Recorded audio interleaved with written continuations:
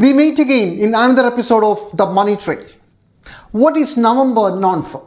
What all things do you remember when you think of this month?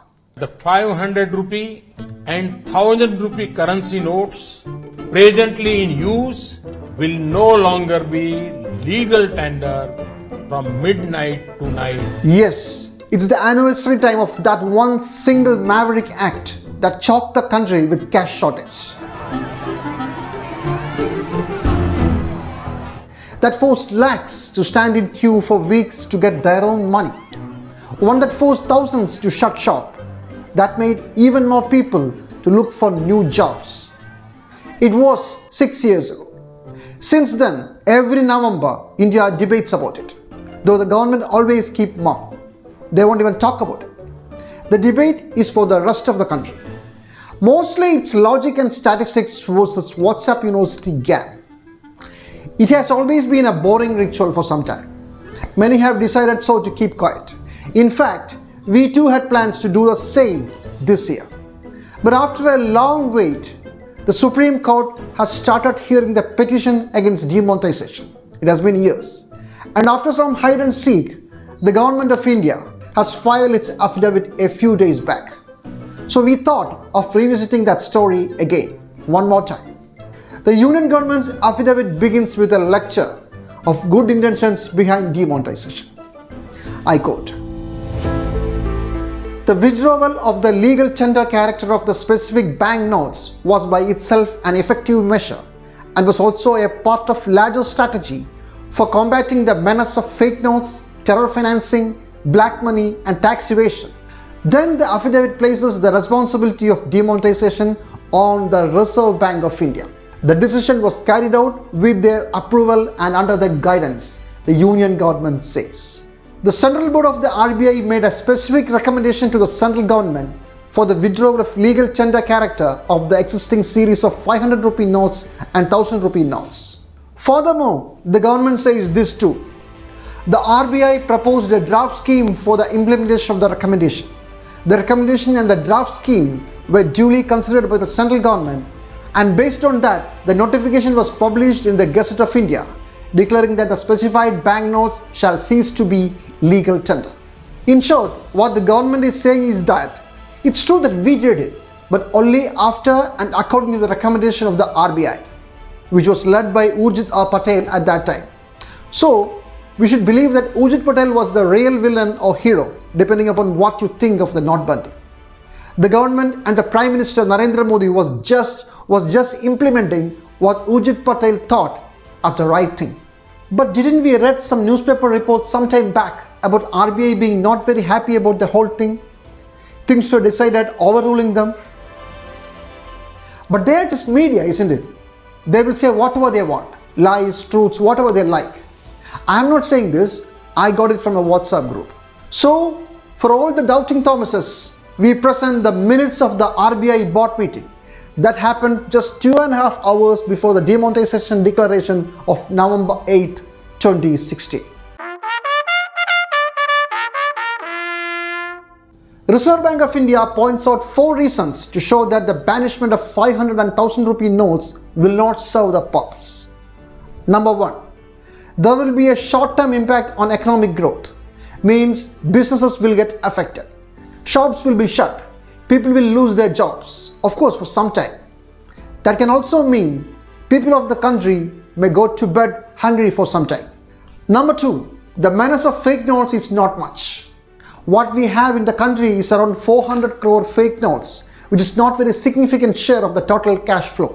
But the WhatsApp messages say that the containers stacked up with counterfeit notes are shipped from Pakistan and it's distributed all over the country, isn't it? Sorry, RBI doesn't know about it. Number 3, most of the black notes is not held in cash but in real estate and in gold. So banning notes won't help you to find the black money. Number 4, arguments that the growth of cash in circulation is disproportionate to the growth is not exactly true. If you adjust the figures with the inflation, RBI says, the difference between economic growth and cash available was not so stark. The minutes of this crucial meeting was brought into the public domain by an RTA activist, Venkatesh Naik. He fought for it for a very long time and at last RBI had to give away the secret documents, secret in quotes.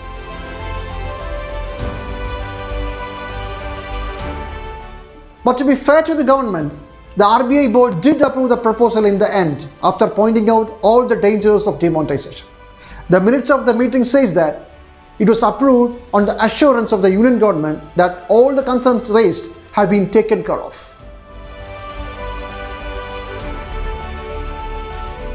How on earth can a central bank of a country approve such an act without being unable to find out one single good reason for it? Because if there was, they should have written in the minutes. I don't know. And after 6 years, what's the situation now? I'm not repeating the statistics about the colossal failure to find fake notes or black money. We already know it. It's in the public domain. And for those who haven't heard of it yet, please Google. Not WhatsApp University. That's what I meant. But the union government has later claimed that the transition from the cash economy to digital has accelerated since the demonetisation. And that exactly was the real intention of the whole mission. But in reality, the currency in circulation has not come down. On the contrary, it's still going up. Due to demonetisation, it came down a bit in the financial year 2017 to 13.4 lakh crore, and then again it rushed forward. From 13.4 lakh crore at that time, now the money in circulation is, can you guess, 31.3 lakh crore. It more than doubled in just 6 years. But data about money in circulation alone will not prove anything, because if the economy is growing very fast, then there will be proportionate increase of cash. So let's compare it with the gross domestic product in current prices. It shows that the currency in circulation is growing faster than the GDP growth. Please note that before the demonetisation of 2016, this difference was not that stark. It was almost in parallel.